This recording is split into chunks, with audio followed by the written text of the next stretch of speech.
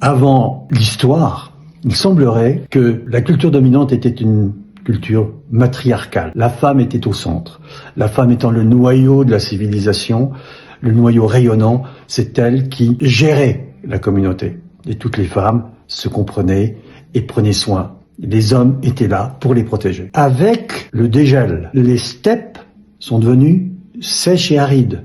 Et les peuples d'Asie ont commencé à envahir la région absolument extraordinaire qui est la nôtre, entre l'Europe et le Moyen-Orient.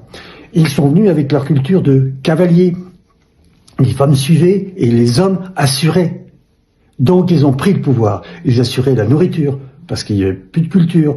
Donc ils chassaient et en chassant, ils sont devenus puissants. Et la femme est devenue impuissante.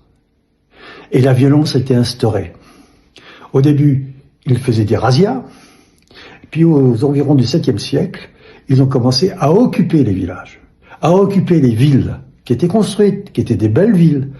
Et ils ont pris le pouvoir. Et dans l'iconographie que l'on a retrouvée, à ce moment-là, la représentation du pouvoir, c'était l'homme grandissant, les minarets qui montaient,